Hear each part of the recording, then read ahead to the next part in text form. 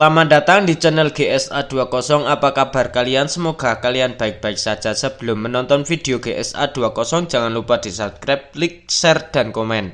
Ora komen, ora keren. Ayo cari tempat yang nyaman, jangan memikirkan mantan karena kita harus memikirkan masa depan. Gak usah banyak curhat, langsung saja disikat.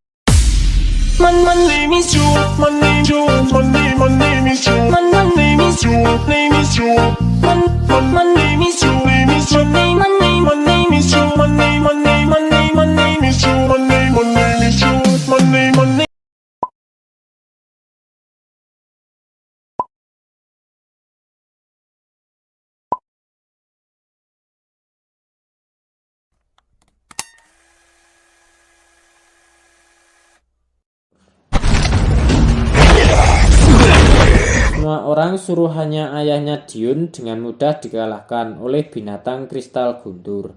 Ketika ayahnya Dyun melihat orang-orangnya yang kewalahan, kemudian ayahnya Dyun bertarung dengan binatang kristal guntur. Mereka saling beradu kekuatan.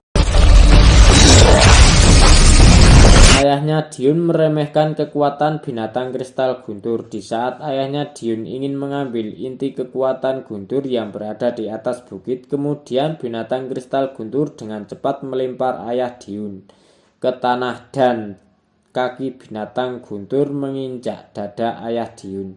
Kemudian binatang guntur mengeluarkan kekuatan untuk menghabisi ayah Dyun. Ayah Dyun menahan serangan dari binatang kristal guntur. Sang ayah menyuruh Dyun untuk mengambil sumber guntur. Di saat Dyun ingin mengambilnya, didahului Lindong yang sudah lama menunggu kesempatan ini. Kemudian Dyun terjatuh.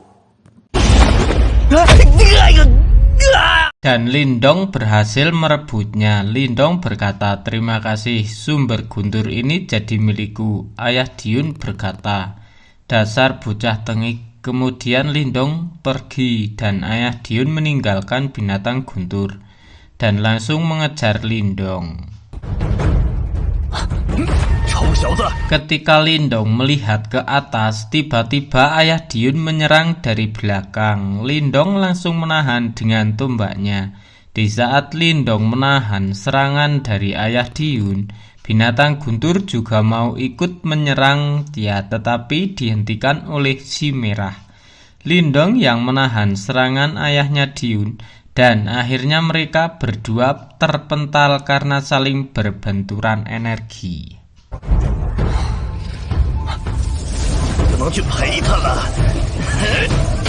Ayah Dyun menginginkan sumber guntur mengeluarkan jurus belah penekan gunung. Lindong yang tak mau kalah juga mengeluarkan jurus teknik tombak kilin surgawi. Lindong yang memanfaatkan benturan energi. Lindong kemudian kabur dan bersembunyi. Ayah Dyun menyuruh orang-orangnya untuk mencari Lindong sampai ketemu. Mereka tidak menemukan Lindong. Ayah Dyun marah menyuruh orang untuk mengerahkan semua orang dan mengepung hutan ini. Bagaimanapun caranya bocah itu harus ketemu. Kemudian ayah Dyun menyuruh Dyun, "Kenapa kamu masih di sini? Cepat cari dia."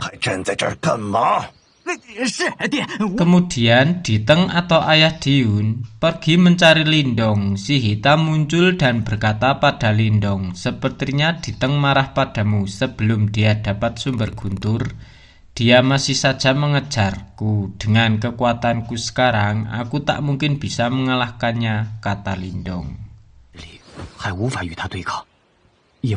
Lindong juga cemas dengan keadaan si merah yang melawan binatang kristal guntur. Si hitam berkata, "Jangan kamu cemas, harimau bodoh itu akan baik-baik saja. Yang penting sumber guntur itu sudah ada di tanganmu.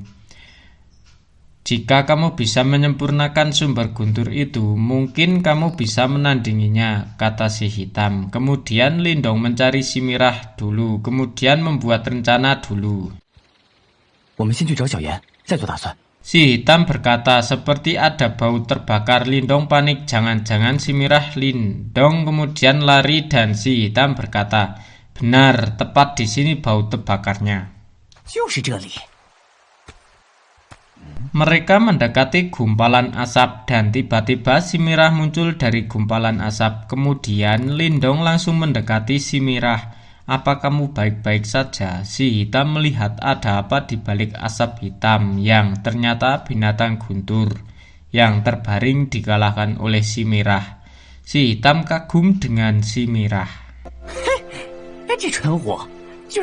Kemudian si Hitam mendengar kalau ada orang yang akan datang ke sini. Kemudian Lindong menggunakan jimat roh untuk mencari tempat yang aman untuk bersembunyi. Kemudian Lindong pergi bersembunyi dan membawa si Mirah yang kesakitan habis berantem dengan binatang kristal guntur. Tak lama kemudian dan para rombongan tiba di situ. Diyun berkata habis ada pertarungan di sini. Lindong pasti ada di sekitar sini. Kalian cepat pergi dan beritahu ayah, aku akan mencarinya. Sambil menunggu ayah, kata Diyun. Lindong yang sudah berada di gua, Lindong cemas dengan keadaan si Mirah. Lindong yang bersembunyi di dalam gua, Lindong tak bisa keluar karena di luar ada orang-orangnya Diyun yang mencarinya. Kemudian si Mirah terbang karena membunuh binatang kristal guntur. Kemudian si Mirah berkultivasinya meningkat. Si Hitam berkata, tak kusangka binatang kristal guntur berefek pada harimau bodoh ini. Kemungkinan harimau bodoh ini akan berevolusi atau akan berubah wujud menjadi lebih kuat. Harimau bodoh ini akan berubah bentuk, sungguh diberkati, tetapi kekuatannya masih di bawahku, kata si Hitam. Kemudian si Hitam memberitahu Lindong, bocah, kamu harus menyempurnakan sumber guntur. Tidak lama lagi kita pasti ditemukan oleh mereka. Kalau bisa menyempurnakan sumber guntur dan bisa menjadi ranah tubuh guntur perunggu, mungkin kita bisa melawannya. Kemudian Lindong menyempurnakan sumber guntur itu. Berhati-hatilah jangan sampai meledak. Tubuh guntur yang sangat besar, kata Lindong. Si Hitam berkata, bocah, kekuatan guntur dalam sumber guntur sangat kuat. Jika tidak tahan maka akan meledak. Lakukanlah dengan pelan-pelan, kata si Hitam. Kemudian Lindong menahannya dan mencoba menyempurnakannya. Jika kamu menyerapnya dengan paksa, maka kamu akan dihancurkan dengan kekuatan guntur. Kemudian Lindong menyempurnakan menggunakan jimat roh. Si Hitam memuji Lindong. Dan Lindong pelan-pelan menyempurnakan sumber guntur. Dengan jimat roh diperlihatkan ayah Diyun yang belum menemukan Lindong. Ayah Diyun terus mencarinya. Ayah Diyun marah pada Diyun dan orang-orangnya yang tak berhasil menemukan Lindong. Di saat ayah Diyun marah, tiba-tiba ayah Diyun mendengar suara, Pak Tua, di siapa yang kamu cari? Ayah Diyun berkata, keluarlah. Jadi yang berkata adalah Liu Gai. Kemudian Liu Gai keluar. Apa yang Liu Gai lakukan di tempat ini, kata ayah Diyun. Hahaha, aku hanya lihat-lihat dan sebenarnya ada apa keluarga sampai mengepung seluruh hutan ini, kata Liu Gai. Liu Gai, kamu selalu ikut campur, kata ayah Diyun. Kemudian Liu Gai berkata, apa karena sumber guntur? Memangnya kenapa? Apa sumber guntur direbut seseorang? Kamu butuh bantuan. Aku akan membantu, asalkan dibagi rata, kata Liu Gai. Di saat mereka berdebat, tiba-tiba ada suara ledakan dan Lindong keluar. Yang ternyata Lindong yang sudah berhasil menyempurnakan sumber guntur. Ayah Diun yang mengetahui Lindong sudah di ranah pembentukan bentuk. Ayah Diun tahu pasti itu dari sumber guntur yang sudah disempurnakan. Lalu Liu Gai menertawai Diten, bukankah kamu sudah di ranah penciptaan bentuk yang terhormat, tetapi kenapa kamu dipermainkan oleh anak kecil? Ayah Diun marah, ingin membunuh Lindong dan menyempurnakan sumber guntur yang ada di dalam tubuh Lindong. Itu tergantung apa kamu bisa melawanku atau tidak. Kemudian Ayah Diun menyerangnya, kemudian Lindong menahannya dengan kedua tangannya. Dan Ayah Diun terpental mundur. Liu Gai berkata, saudara Di, anak kecil ini tak bisa dihadapi sendiri. Kalau kamu mau membagi rata sumber guntur, maka aku akan membantumu menangkapnya. Kemudian Ayah Diun menyetujuinya. Dan Liu Gai berkata, bocah, kamu sungguh kurang beruntung malam ini. Lindong tidak takut menghadapinya meskipun sendirian. Ayah Diun berkata, bocah, kamu jangan sombong dulu. Meskipun kamu sudah berada di ranah penciptaan bentuk, kami juga berada di ranah penciptaan bentuk. Benarkah kalau begitu? Kalian bisa mencoba. Majulah kalian berdua. Kemudian mereka berdua menyerang Lindong bersama.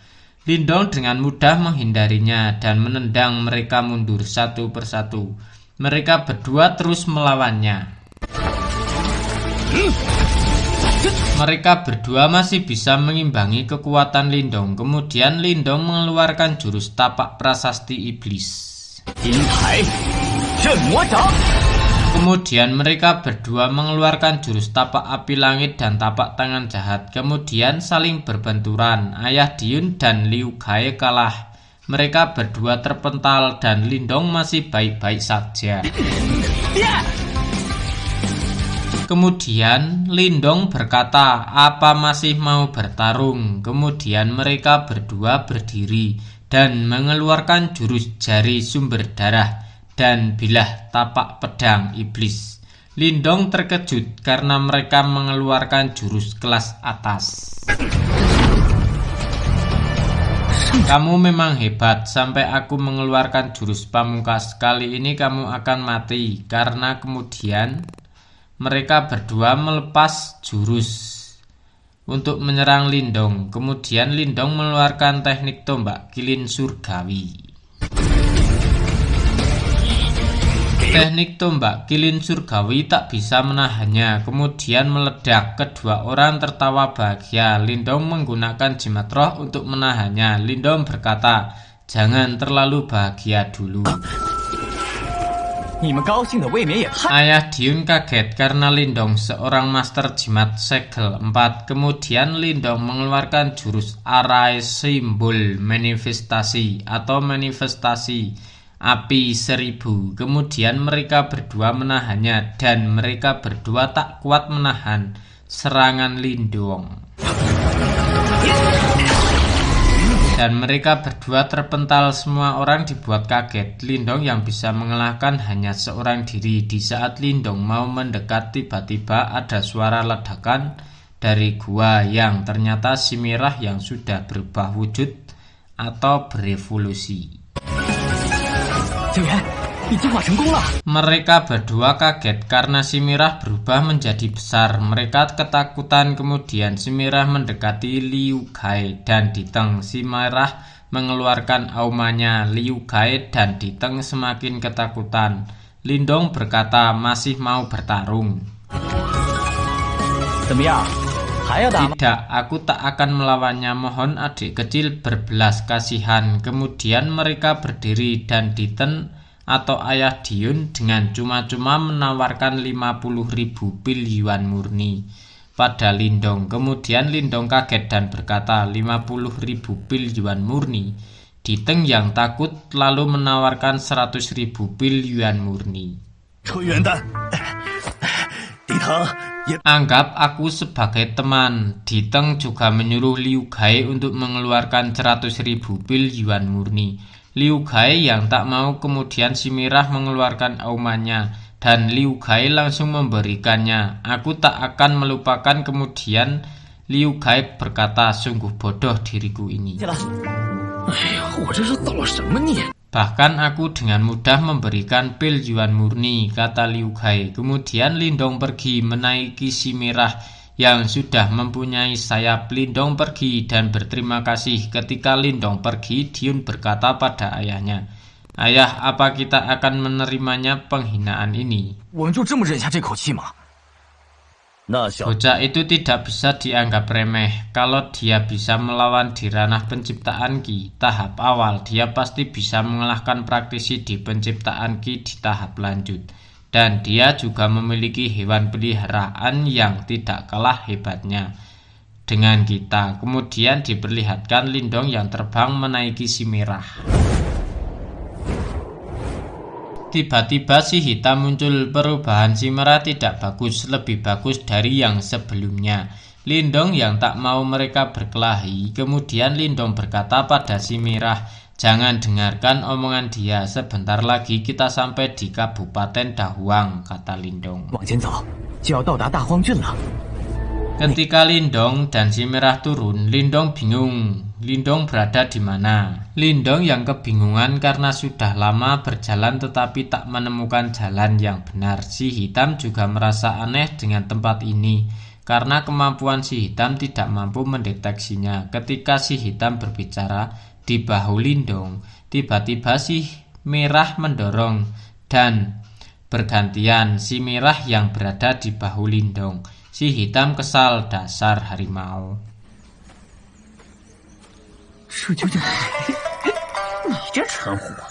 Kemudian si hitam menendang si merah dan si merah terjatuh. Si merah menakuti si hitam dengan berubah wujud menjadi besar. Ketika si hitam dan si merah ribut, Lindong mendengar suara minta tolong. Kemudian Lindong si hitam dan si merah pergi mencarinya. Kemudian diperlihatkan anak kecil yang bernama Yin Jin yang ingin diserang monster buaya hitam. Yin Jin ketakutan dan berkata, jangan mendekat, aku sangat kuat. Di saat monster buaya hitam ingin menyerangnya, Lindong datang langsung menyerangnya. Sudah ku bilang jangan mendekat, kata Yin Jin. Di saat Yin Jin yang masih kecil berkata, tiba-tiba Lindong berbicara dari belakang, apakah adik kecil tidak apa-apa? Kemudian Yin Jin menoleh ke belakang. Yin Jin mukanya kena perut Lindong. Kemudian Yin Jin berkata, kakak, ternyata kakak yang menyelamatkan aku. Kenapa kamu sendirian di hutan? Di saat mereka berbicara, tiba-tiba Lindong mendengar suara. Terima kasih sudah menonton video channel GSA20. Kalau ada kata-kata yang salah, GSA20 minta maaf yang setulus-tulusnya dan tunggu video selanjutnya. Jangan lupa di subscribe. Terima kasih.